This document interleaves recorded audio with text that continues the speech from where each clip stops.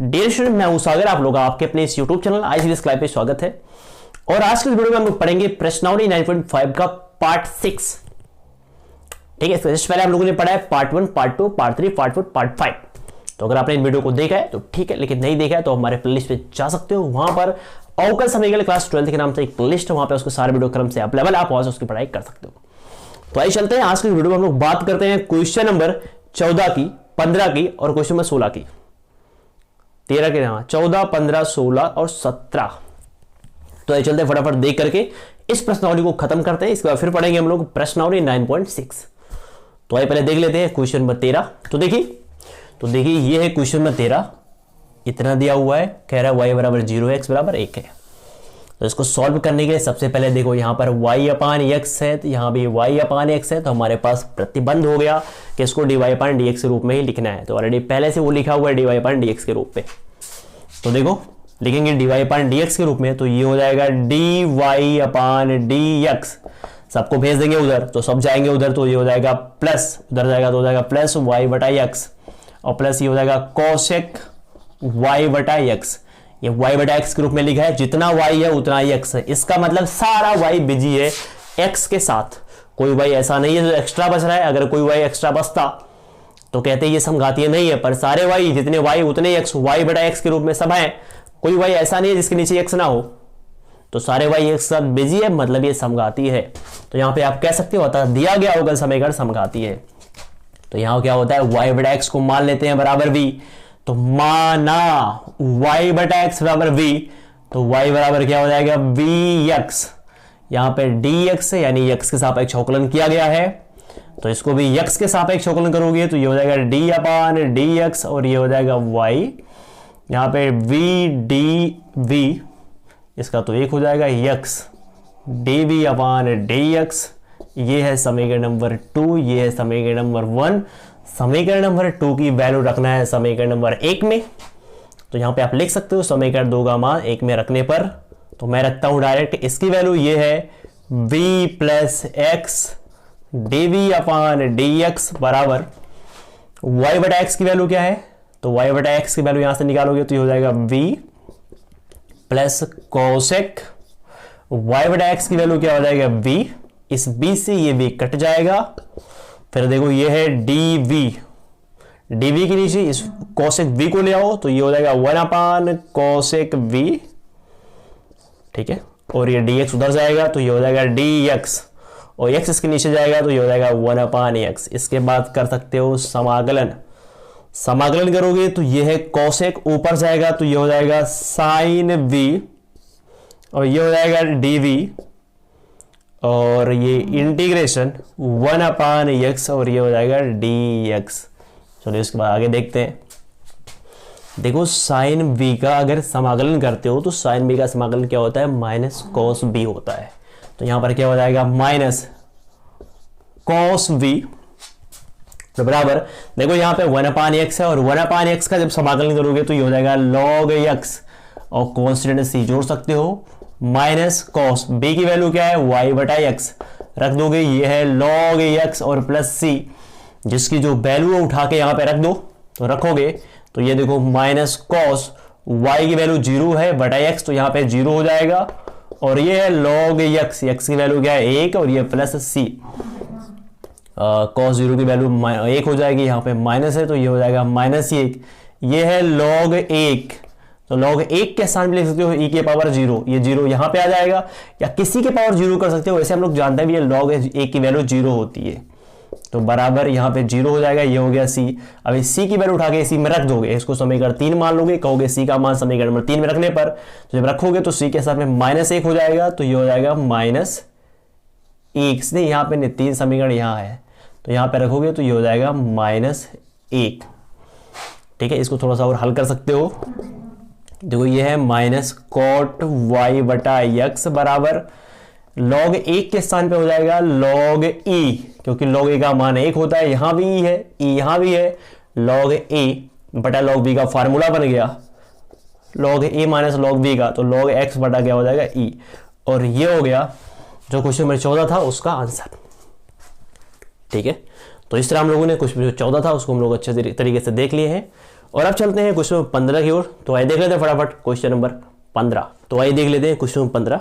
देखिए ये है क्वेश्चन नंबर 15 और ये अवकल समीकरण है। यहाँ पे y की वैल्यू 2 दी है, x की वैल्यू 1 दी है।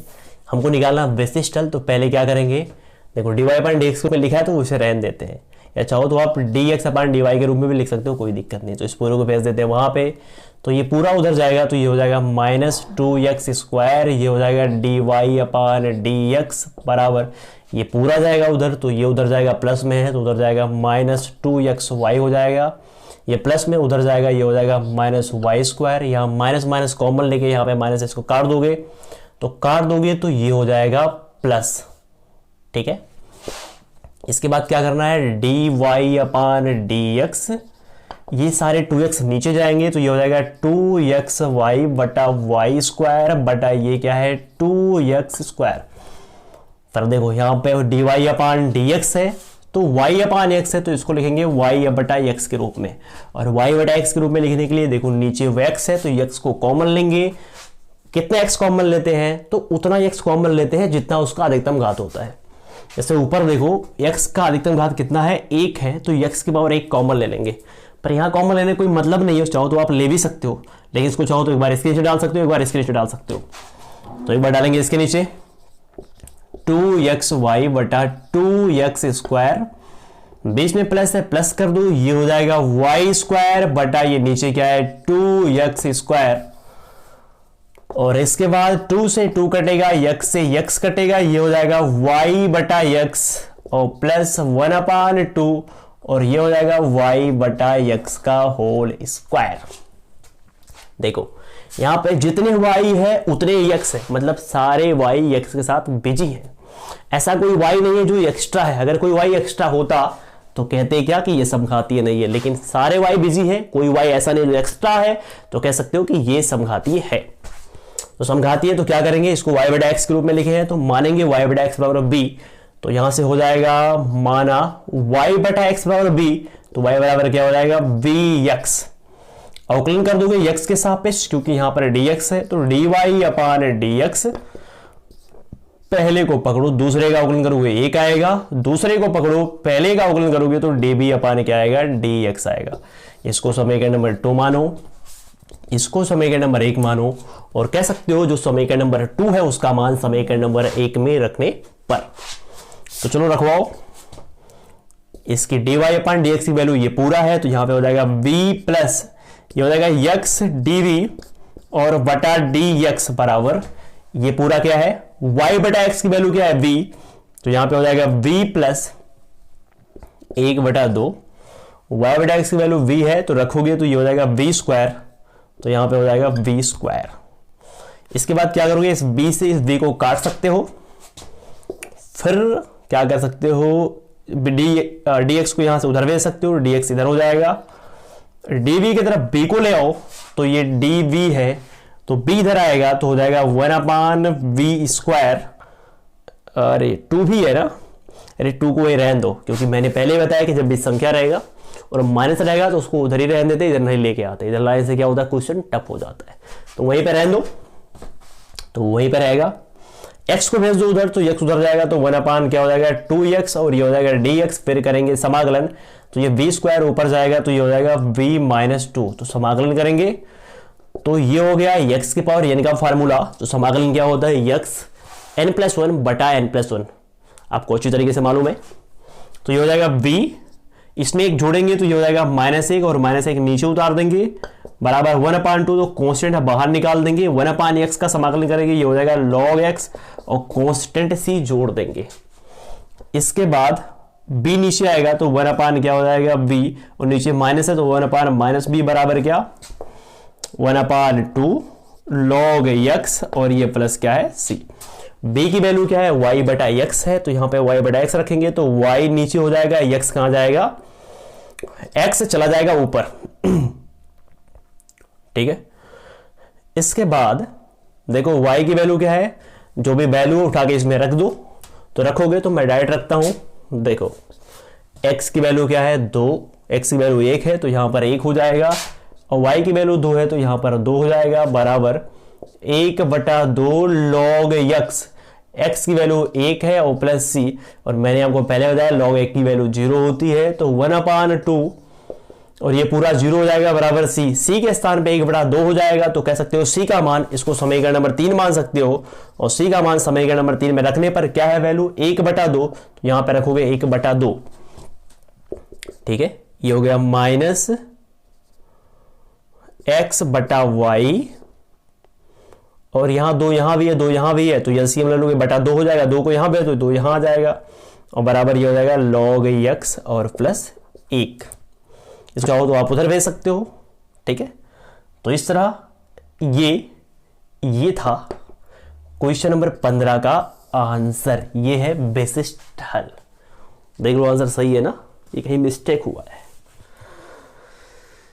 तो बिल्कुल कहीं मिस्टेक नहीं दिख रहा है कि दिख रहा है, कहीं नहीं दिख रहा है। तो बस ये हो गया क्वेश्चन नंबर 15 का आंसर। अब हमारे पास 2 क्वेश्चन और बचा हुआ है, क्वेश्चन नंबर 16 और क्वेश्चन नंबर 17। तो क्वेश्चन नंबर 16 17 क्या है, आप बहुत ध्यान से देखो। क्वेश्चन 16 तो मैं ऐसे ही बता दे रहा हूं, देखो कह रहा है कि dx/dy, यहां पर देख लो dx/dy बराबर h, और ये है x/y। ये दिया हुआ है एक अवकल समीकरण, बहुविकल्पी है दोनों, ध्यान रखना। तो यहां पे ये है अवकल समीकरण, कह रहा है इतना के रूप वाले समघातीय अवकल समीकरण को, यानी पहले से कह रहा है कि ये समघातीय है, और समघातीय को लगाने के लिए मानते हैं। तो क्या कह रहा है, हल करने के निम्नलिखित में से कौन सा प्रतिस्थापन किया जाएगा। मतलब जितने भी समघातीय होते हैं अवकल समीकरण, उनको सॉल्व करने के लिए हम मानते हैं, किसको मानते हैं, अगर y/x के रूप में लिखे हो तो उसको भी मान लेते हैं, x/y के रूप में लिखे हो तो उसको भी मान लेते हैं। देखो ये किसके रूप में लिखा है, तो ये लिखा है x/y के रूप में। ध्यान रखना x/y यहां है तो x/y यहां भी होना चाहिए। तो x/y है तो x/y बराबर v हो जाएगा। तो x बराबर क्या हो जाएगा, x बराबर हो जाएगा yb। इतना मानेंगे तो कह सकते हो x बराबर yb मानेंगे। तो देखो हमारा जो क्वेश्चन नंबर सी है वो हो गया आंसर, क्योंकि वहां पर क्या है x बराबर vy है। ठीक है, तो ये हो गया। अब बात करते हैं क्वेश्चन नंबर 17 की। क्वेश्चन नंबर 17 कह रहा है निम्न में से कौन सा समघातीय अवकल समीकरण है। क्वेश्चन में 17 में 4 विकल्प दिए हुए ए बी सी और डी, बताना है कौन सा समघातीय है। तो मैं आपको बता दूं, मैंने तो आपको तरीका बताया ही है कि समघातीय कैसे निकालोगे, उस तरीका तो आपको अच्छी तरीके से मालूम है, लेकिन अगर आप शॉर्टकट तरीका ढूंढना चाहते हो तो मैंने आपको पहले ही बताया शॉर्टकट तरीका हम कैसे ढूंढते हैं। मतलब बिना सॉल्व करके ही हम बता सकते हैं कि ये समघातीय है कि नहीं। तो ये पहले चलते हैं, चारों विकल्पों को उतार लेते हैं, फिर आपको समझाते हैं बिना सॉल्व किए कि कौन सा समघातीय है और कौन सा समघातीय नहीं है। तो आइए चलते हैं क्वेश्चन नंबर 17 के विकल्पों की ओर। तो आइए देख लेते हैं। देखिए ये है सारे ऑप्शन क्वेश्चन नंबर 17 की, और बिना इसको सॉल्व किए हम फटाफट देख करके ही बताएंगे कि ये समघातीय है कि नहीं है। तो आओ देख लो। देखो समघातीय बताने के लिए यहाँ पर देखो चर है, इसका घात क्या है 1 है, यहाँ चर इसका घात 1 है, यहाँ पे कोई चर ही नहीं है। तो अगर मान लो चर होता भी तो मान लो x की पावर 0 कर सकते हो, यहाँ पे घात क्या है 0 है। तो क्या 1 ये तो समान है, क्या ये समान है, बिल्कुल नहीं समान है। देखो यहाँ पर 1 1 है पर यहाँ पर घात ही नहीं है, तो ये तो समान है पर इसका समान नहीं है। तो हर पद का घात सेम होना चाहिए, तो नहीं है, इसका मतलब ये समघातीय नहीं है। चलो बात करते हैं ऑप्शन नंबर बी की। बी में देखो यहाँ पर x की पावर क्या है 1 है, 1 घात है, और y की पावर 1 है, तो यहाँ भी 1 घात है। 1 घात कितना हो जाएगा, 2 घात हो जाएगा, जोड़ेंगे क्योंकि यहाँ पे मल्टीप्लाई कर रहा है। यहाँ पे x के पावर 3 घात है, यहाँ पर 3 घात है, तो यहाँ पर 2 ही घात है, यहाँ पर 3 घात है। क्या सब बराबर है, तो आपको बराबर नहीं है तो समघातीय नहीं है, क्योंकि समघातीय का मतलब होता है सम प्लस घातीय। सम माने होता है बराबर होना, घातीय माने घात। अगर घात बराबर है तो वो समघातीय होगा, तो ये भी समघातीय नहीं है। चलो बात करते हैं ऑप्शन नंबर सी का। x की पावर यहाँ पर 3 घात है, यहाँ पर y के पावर 2 ही घात है, और यहाँ पे x y यहाँ पर 1 घात 1 घात, तो ये घात 2 ही घात हुआ, तो यहाँ पे 3 2 2 बराबर नहीं है, मतलब ये भी समघातीय नहीं है। चलो बात करते हैं ऑप्शन नंबर डी की। तो ऑब्वियस सी बात है, अगर ये समघातीय 3 नहीं है तो ये समघातीय होगा ही होगा, लेकिन चेक कर लेते हैं। देखो यहाँ पर y के पावर 2 है, x के पावर 2 है, यहाँ पर 1 1, इसके भी पावर 2 है, जोड़ोगे यहाँ भी पावर 2 है। तो यहाँ पे क्या है कि हर पद में, हर टर्म्स में क्या होता है, जो घात वो क्या है सेम सेम है, बराबर है, तो कह सकते हो ये समघातीय है। ठीक है, तो इस तरह हम लोगों ने प्रश्नावली 9.5 पूरी तरीके से पढ़ के खत्म कर दिया है। तो बताइए वीडियो कैसे लगी, आप नीचे कमेंट बॉक्स में कमेंट कर जरूर बताओ। ठीक है, तो बस और फिर मिलते हैं प्रश्नावली 9.6 के साथ। तो प्रश्नावली 9.6 का वीडियो मैं आपको लिस्ट में दे दूंगा, या तो आपको होम पेज पे मिल जाएगा अगर आपने हमारे चैनल को सब्सक्राइब किया है तो। लेकिन अगर आपने हमारे चैनल को सब्सक्राइब नहीं किया है तो हमारे चैनल को आप सब्सक्राइब कर लो, ठीक है। तो फिर मिलते हैं प्रश्नावली 9.6 के साथ। तब तक के लिए अपने पढ़ाई में मेहनत करते रहो।